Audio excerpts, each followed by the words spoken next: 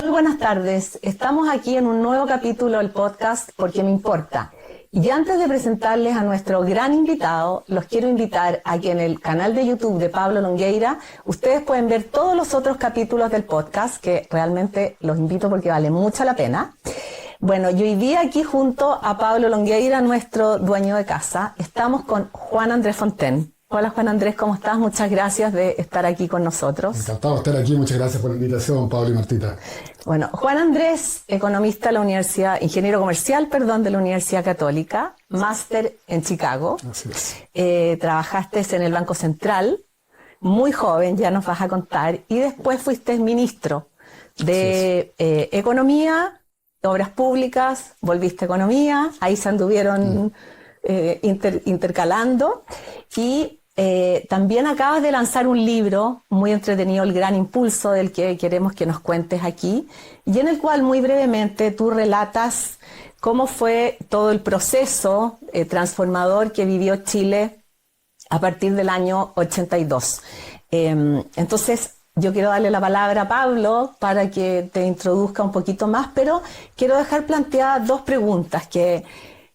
¿Cómo era ese Chile de los años 82, 84, que a ustedes, esa generación tan joven, les tocó impulsar esas grandes transformaciones? ¿Y qué de alguna manera, cuál crees tú que fueron las principales medidas que se tomaron que le permitieron al país en ese momento despegar? Yo te quiero plantear eso, no sé si Pablo quieres No, yo decir algo. quiero destacar algo de Juan Andrés, uno de los economistas que más admiro. Es un privilegio tenerlo en esta conversación y quiero rescatar algo, Juan Andrés, antes de responder las preguntas, es qué ocurrió en esa generación de jóvenes. Yo creo, este es un podcast que nosotros buscamos que la juventud la vea. ¿Cuál es tu historia? ¿Cómo te involucraste a los 30 años? ¿Cómo una generación de 30 años hizo esta envergadura de transformaciones en Chile? ¿Qué permitió eso? Porque la verdad es que cuando uno mira la historia de Miguel Kast, la tuya, la de Vigi, la de todos esos economistas que hicieron las modernizaciones de Chile en la década de los 80, eran todos de 30 años. Así es. Oye, mira, a ver, contesto las dos preguntas en una. Hay que pensar que yo pertenezco, y muchos otros, a una generación que de alguna manera llegó a la vida adulta sintiendo que el piso sobre el cual estábamos parados se hundía. El piso del país se hundía. Yo entré a la Universidad Católica el año 72. En plena Unidad Popular, tenía grandes profesores como Sergio de Castro, Pablo Aragona, Jorge Cagua, que nos enseñaban cómo había que manejar la economía, pero era cosa de asomarse a la ventana y ver que la economía real no tenía absolutamente nada que ver con eso. Teníamos, inflación desatada, precios controlados, con colas, en consecuencia con desabastecimiento, con mercados negros, y ni un futuro. O sea, uno tenía la sensación de que como profesional no iba a tener ningún futuro, que en la vida uno no sabía si iba a terminar siendo en Chile o iba a tener que arrancar como había pasado, digamos, en los países que habían quedado detrás de la cortina de hierro. Mucha de la gente había terminado. Y que no eran pocos los que se estaban yendo, ¿no? Y muchos se estaban yendo. Entonces, realmente la preocupación por el país era una cosa muy viva. No era una cosa, digamos, como quien dice... Teórica. Teórica Sí. o, digamos, una accidental o anexa. Era realmente la vida de uno pasaba por eso. Y entonces, obviamente, bueno, ahí nos formamos con muy buenos profesores, como mencioné. También estaba, obviamente, eso mismo llevaba a la acción política. Yo participé desde muy joven en el movimiento gremial, conocí mucho a Jaime Guzmán, tuve muchas veces con él, conversamos largamente, me acuerdo haber discutido largamente, por ejemplo, con él la importancia del mercado laboral. Él era dudoso respecto de eso, le tenía un poco, visto que la oferta y la demanda fijaran los salarios, le chocaba un poco. Entonces, tuvimos largas conversaciones. Entonces, ese fue mi inicio, como quien dice. Y bueno, y después ya profesionalmente me fui involucrando de a poco en varias intervenciones. Por ejemplo, a una edad aún más joven, porque fue antes de ir a Chicago, o sea, yo haber tenido 27 años o por ahí, menos, 24, 25, y me hice cargo era editor económico de la revista Ercilla. Entonces, Mira. tenía dos periodistas bajo mi orden, Tutela. digamos, y nos tocaba reportear, por ejemplo, lo que estaba, me acuerdo, la liberación del precio del pan, por ejemplo. Todos los periodistas, partiendo por su director, en fin, de la revista Ercilla, se oponían a que el precio del pan Se lo liberara, fijara la claro. oferta y la demanda, que eso podía ser, Claro. digamos, una cosa absolutamente loca. Y yo, bueno, como economista, totalmente peleando por eso. Entonces me tocó estar muy cerca de todo eso precio. Y ahí fue la época en que se hicieron las grandes reformas que construyeron lo que yo en el libro llamo la obra gruesa del modelo, que fue la liberación de los precios, la liberación del comercio exterior, eliminando los altos aranceles aduaneros que protegían, digamos, a la industria nacional y encarecían enormemente los productos, en consecuencia la orientación de la economía chilena hacia la exportación, la liberación de las tasas de interés, en fin. Entonces ese fue el gran movimiento, el gran momento de la creación de las bases del modelo de los cimientos, como digo. Pero a poco andar, por N razones, entre otros, porque la economía mundial entró en una gran crisis a partir de 1981. Toda América Latina también entró en una gran crisis de la deuda externa. El precio del cobre se fue al suelo, que ya venía muy bajo, porque ya había bajado fuertemente el 75, se recuperó un poquito después del 75, pero vuelve a caer más aún el año 81-82. Entonces, una suma de factores metieron a Chile en una gran crisis. Yo hablo en el libro de la gran crisis de 1980. Tú de la Ercilla te fuiste a Chicago y después al Banco Central. Eso un poquito tú Yo pasé por el Centro de Estudios Públicos, pasé también por actividades privadas. Hice varios jóvenes, ahí uno va cambiando. Pero finalmente yo entré al Banco Central después de esta gran crisis. La gran crisis se produce el 82-83, la economía sigue básicamente en el suelo, rebotando ahí en el suelo con desempleo sobre 20%, la mitad de las empresas del país quebradas, la deuda externa del orden de 100% del producto en deuda externa, impagable, en fin. Y yo entro al Banco Central, yo cumplí 30 años recién entrado en el Banco Central. Sí, pues en general era una época en la cual era tan revolucionario lo que se estaba haciendo, porque en el fondo estos economistas como De Castro, Caguas, Barahona, etcétera, que hicieron estas reformas, eran reformas muy revolucionarias, que no eran apoyadas por nadie. O sea, llamemos la élite empresarial chilena no compartía esa idea, también, en absoluto, ¿no? Claro. Entonces, en realidad, toda esa generación mayor un poco pasó a retiro, por así decirlo, y los que pasaron a tomar el control eran jóvenes de, digamos, 35, o unos un poco más jóvenes como yo, que éramos, como quien dice, estábamos en el segundo lugar, ahí, con el tercer lugar. Oye, Juan Andrés, ¿te puedo preguntar algo que siempre he tenido la inquietud? Ustedes estaban haciendo todas esas transformaciones ya en el gobierno militar. ¿Cómo era trabajar con estos militares? ¿Cómo tú les explicabas estas transformaciones que se estaban haciendo? Porque si ya en la élite tenías una oposición de alguna manera, ¿cómo lograron hacer todo esto? Mira, yo debo reconocer que a mí me tocó menos eso que a otros que estuvieron propiamente en los ministerios. Yo estuve en el Banco Central, que está un poco al margen. Teníamos, digamos, militar en retiro como Enrique Seguel, fue presidente del Banco Central, pero él también era ingeniero comercial, entonces era un poco distinto, ¿no? Así que no me tocó a mí tanto esa persuasión. Pero bueno, ahí hubo también grandes economistas. Pancho Silva estuvo ahí también, ¿no? Renato Peña, ¿no estuvieron en el Banco Central? Sí, todos ellos estuvieron, claro. Fue un lugar de... Sí. Muy buenos economistas. Así, y hasta el día de hoy es un lugar como que... Sí, hasta el día de hoy. Sí. Pero en general es una pregunta que no tiene una respuesta muy clara. ¿Cómo fue que se produjo este matrimonio, por así decirlo, cuando, como planteo en el libro, desde la formación, los militares estaban en una línea muy distinta. Claro. No era improbable que Chile hubiera terminado con un gobierno militar como había sido el de Velasco Alvarado en Perú. Claro. Un gobierno militar más bien nacionalista, que intentó a cerrar la economía, Claro. y ahí además con una inclinación más bien de izquierda.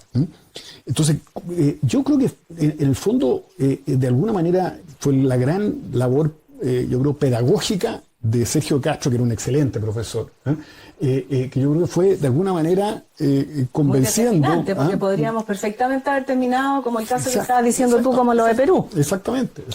Yo no sé si fue tan así, Juan Andrés, pero yo creo que el rol ahí de Merino fue importante, ¿no? Así es. El ladrillo, todo la construcción del ladrillo, claro, que nace.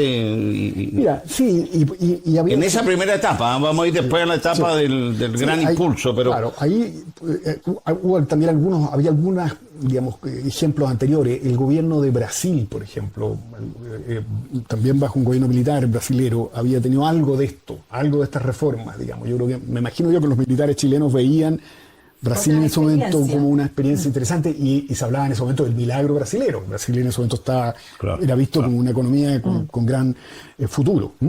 Bueno, y después viene entonces la gran crisis que estábamos hablando. Claro. Y en la gran crisis, como que todo este gran esfuerzo que se ha hecho vuelve a ponerse en cuestión porque los resultados están siendo pésimos. O sea, estamos con el desempleo altísimo, la economía cayendo, las empresas quebrando.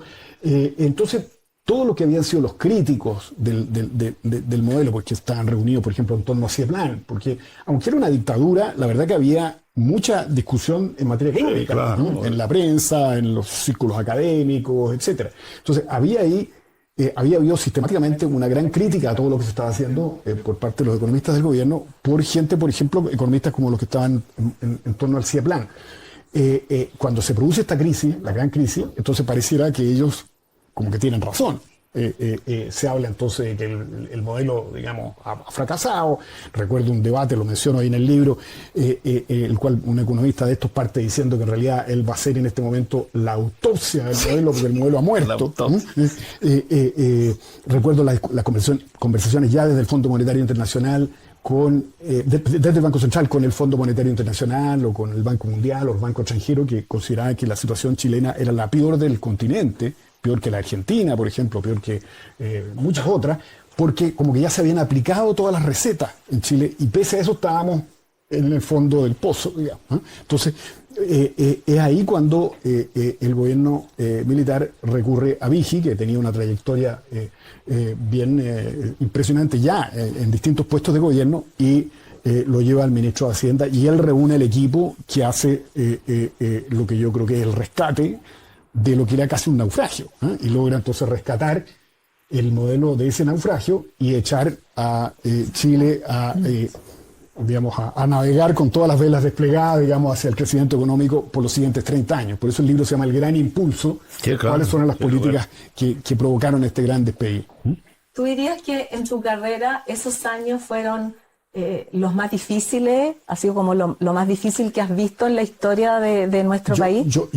Sí, desde luego lo más difícil. O sea, hoy día hay problemas difíciles, a todos nos han tocado problemas complicados, pero la magnitud del problema que teníamos entonces era enorme. Era realmente el golpe que había sufrido Chile por la caída de los precios de exportación y por la subida del precio del petróleo. Por ejemplo, hoy día estamos todos espantados porque el precio del petróleo, debido a la guerra de Irán con Estados Unidos, ha subido 30-40%. Ahí el precio del petróleo se multiplicó por 3. No es que hubiera subido 30%, se multiplicó por 3. Y el precio del cobre, hoy día tenemos en Chile problemas con un precio del cobre altísimo. En ese momento el precio del cobre cayó a la mitad. Entonces, realmente eran condiciones yo quiero complementar el escenario para valorizar más lo que hicieron, porque para ponerlo en el contexto político, el año 83, fruto de esta crisis, se genera la apertura política que se llamó. El presidente convoca a Sergio Onofre Jarpa al Interior, a Escobar en Hacienda, y digamos las cosas como son, comenzó una persecución a los Chicago, a los economistas, a los gremialistas. En esa época nosotros fundamos la UBI el año 83 en esa apertura, y ahí fue cuando Jaime Guzmán me invita a formar el departamento poblacional de la UBI, y soy testigo en el terreno de esta realidad, cómo estaba el país, porque el país estaba en el piso. Tú entrabas, cuando ibas a estas primero que nada poblaciones? hubo mucha protesta. Este es un periodo donde las protestas en las noches en los sectores populares de Santiago eran Y no solamente- barricadas. No solamente los sectores populares, porque yo vivía cerca de donde vivía el general Pinochet, ahí en el barrio del Golf. Y En todas las Presidente noches... Lazo, Claro, Claro, exactamente. Cebolla. Sí. O sea, la crisis política, económica era de una envergadura que cuesta hoy día para muchos imaginársela.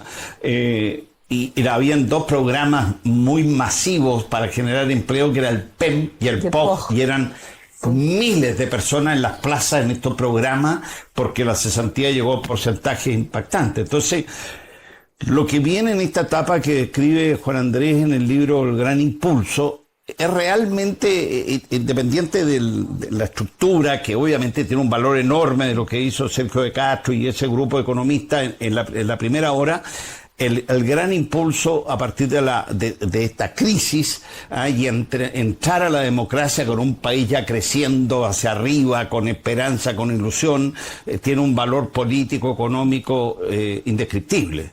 Yo creo que es, sin lugar a dudas, la transformación económica más notable que se ha hecho en Chile, porque ahí quedaron ya las bases y se rescató de una crisis muy profunda, pues Juan Andrés, y fue brutal la crisis, brutal. A nosotros nos tocó, imagínate, ir a defender la economía social de mercado de las poblaciones cuando el país estaba quebrado. Entonces, lo que se hizo en esta etapa, que creo que la podemos profundizar más, es lo que finalmente es el inicio para mí. Esto es importante, para mí, cuando hablamos los 30 años para mí comienzan en el 85. Eso es. Yo siempre los sitúo, los 5 finales del gobierno militar, los de la Concertación y el primer periodo del presidente Piñera. Esos son los 30 años. Y esos son los 30 años con un salto histórico en materia social, en la pobreza, en todos los mejores 30 años de la historia republicana están ahí. Pero nacen aquí. Esto es lo importante, para que los jóvenes lo entiendan. Nace el 85 con este grupo, con Juan Andrés, con Hernán Vige, en fin, que también lo invitaremos obviamente al programa. Ya irá a venir. Oye, y ustedes dos, que fueron ministros de Economía, y frente a la situación que vive hoy día el país, ¿qué creen que se debiera, tal vez, obviamente que el país es distinto, tenemos una realidad distinta, pero al haber salido de una crisis tan grande, ¿cómo hoy día podríamos retomar de nuevo la senda del crecimiento? ¿Qué nos falta? ¿Qué le hace falta al país? Mira, Martita, yo quiero complementar tu pregunta con lo siguiente, Juan Andrés. ¿Por qué cuesta tanto generar progreso y cuesta tan poco destruirlo, digamos? ¿Por qué un país que estaba haciendo las cosas bien, que era admirado en el mundo? Yo tuve el privilegio de reemplazarte a esto, y digamos, ministro de Economía, y recibir aquí a los ministros de Economía, lo único que hablaban era maravilla de Chile, era unánime en el mundo el ejemplo de Chile.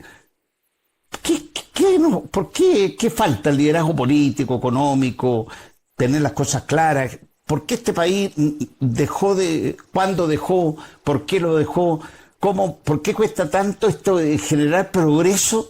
El progreso trae el bienestar y nos encargamos nosotros mismos de destruir ese progreso.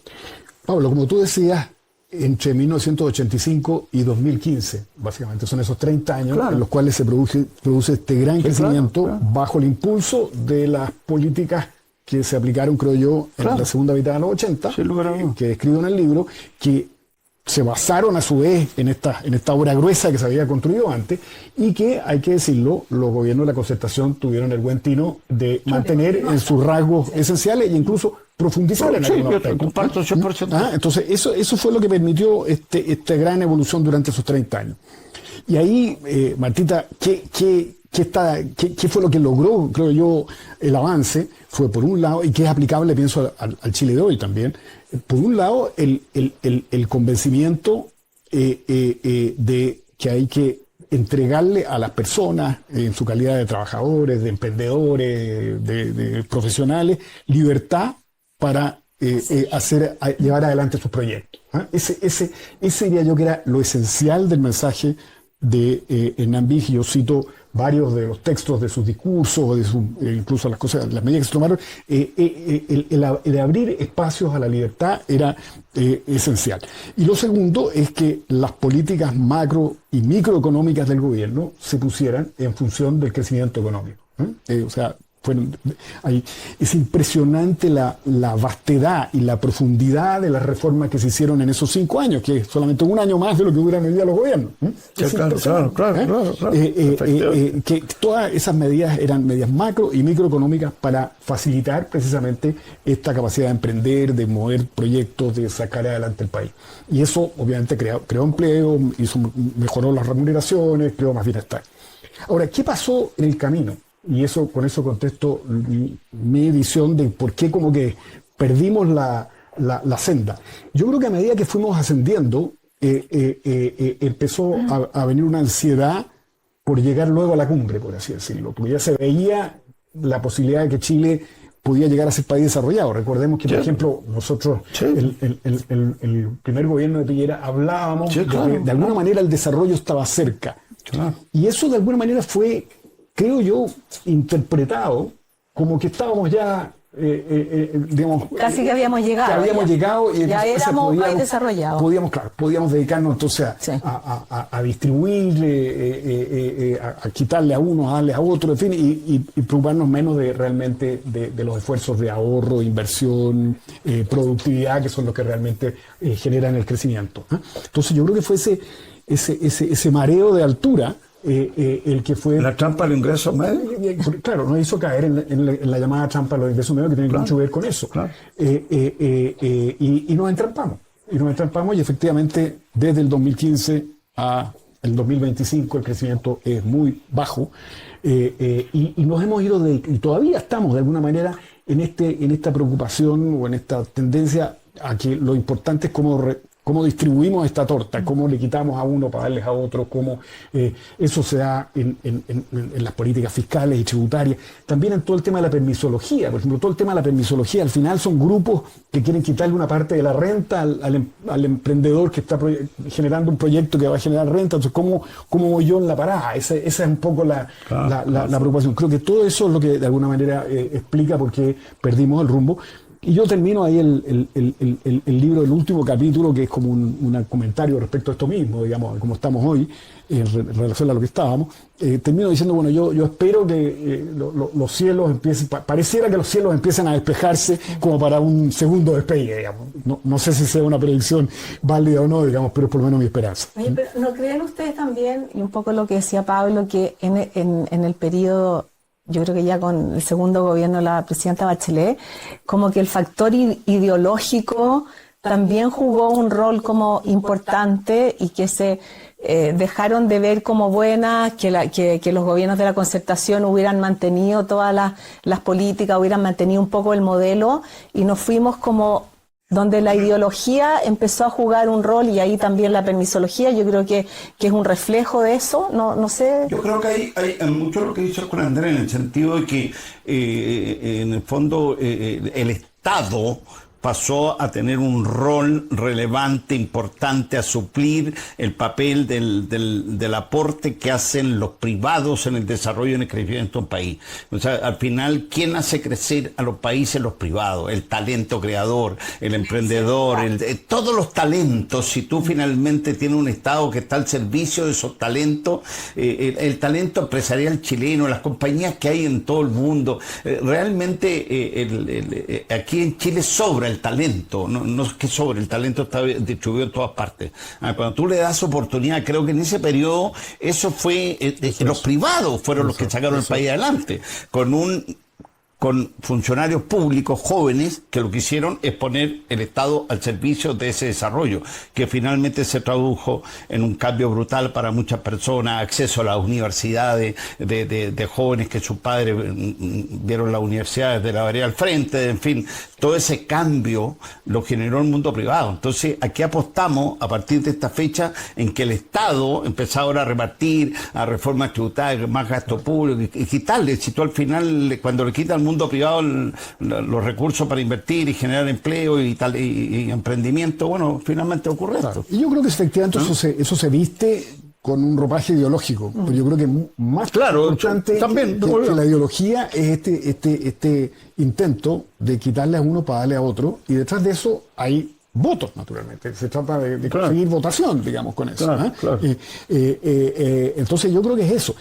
Para mí es muy sintomático que en el fondo buena parte de la izquierda, o incluso de la centroizquierda, perdió un poco esta línea económica que habían seguido durante la concertación, una vez que perdieron el poder. Claro, una vez que perdieron el poder rápidamente se cambiaron de caballo, por así decirlo. Eso para mí es bien sintomático. Al mes de que triunfaron hablaron de la retroscadora, de lo que habían hecho ellos mismos. O sea, Oye, Juan Andrés, cuéntanos de tu libro. O sea, una persona que no sea muy experta en temas económicos, ¿lo puede leer? ¿Está escrito en un lenguaje así accesible? ¿Cuál fue tu objetivo de escribir yo no este lo he libro? terminado, pero estoy cerca. Ya, yo voy a empezarlo, pero...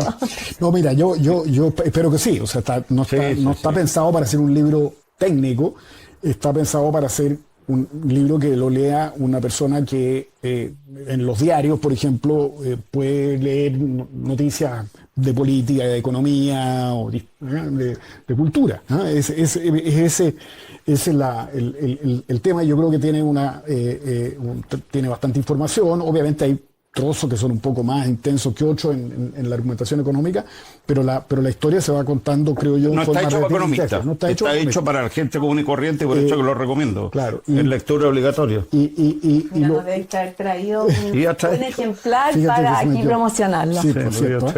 Y los capítulos son parte de esta gran crisis. Después pasa, digamos, a repasar un poco hacia atrás cómo se construyeron los cimientos del modelo, después las políticas macro y microeconómicas que se aplicaron bajo el liderazgo de Vichy. Después habla un poco de la transición hacia la democracia, digamos, con, por ejemplo, el tema de la ley orgánica del Banco Central, donde yo me tocó trabajar también en eso. Entonces describo un poco cómo se armó eso y pienso yo que un Banco Central autónomo fue una pieza muy importante para que la transición fuera ordenada, digamos. Y hago entonces un repaso general a lo que han sido estos 30 años de despegue posteriores de alguna manera a este empujón que dimos con Vichy. Ese es básicamente el libro. Incluso los capítulos pueden leerse un poco independientemente. O sea, incluso uno puede irse a uno u otro dependiendo del gusto del lector. Así que los invito a todos a los... Bueno, ya hemos traído el libro, se agotó, pero vamos a salir con la segunda edición pronto, pero el libro está ya disponible para todos. La verdad es que es un libro que cuenta una etapa increíble de transformación chilena hecha por jóvenes, vuelvo a repetir, de 30, 35 años que transformaron Chile y tuvieron muchos jóvenes la oportunidad de su vida, porque creo que es muy importante, estas generaciones jóvenes no saben lo que es haber tenido durante mucho tiempo, no sé hoy día cómo estarán los porcentajes, pero de 10 jóvenes que están en la universidad, eran 7 de esos eran primeros profesionales de su familia. Todo este cambio que ha habido en la historia de Chile nace en este periodo donde se sentaron las bases. Y como dice Juan Andrés, creo que hay que también valorar la concertación, y son cosas que a lo mejor para un gobierno de derecha hubiera sido difícil de hacer, porque aquí hay que decir que las cosas es una etapa que yo siempre lo he dicho, yo creo que la transición chilena, gran parte del éxito es que hubo gente valiosísima, y yo me excluyo porque nunca tuve un cargo en el gobierno militar, hubo mucha gente que fue a servir, a entregar todos sus talentos para transformar Chile, y después en la concertación también habían cuadros técnicos muy potentes, muy buenos, que permitieron profundizar esto. Se siguió abriendo la economía, tratados de libre comercio, se privatizaron las carreteras, las concesiones, las sanitarias. O sea, finalmente hubo un proceso, se siguió profundizando el aporte del mundo privado al desarrollo del país. Y coincido mucho con Juan Andrés que yo creo que perdimos la brújula cuando empezamos a perjudicar al mundo privado, a ponerle palitos a la rueda.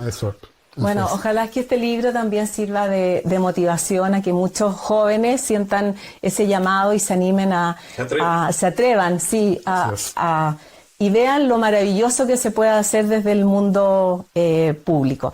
Te quiero dar las gracias, Juan Andrés, se nos acaba el tiempo, ha estado muy entretenido, muchas gracias por haber venido. Gracias, Pablo, y los dejamos invitados para nuestro próximo podcast, Porque me importa. Muchas gracias por la invitación.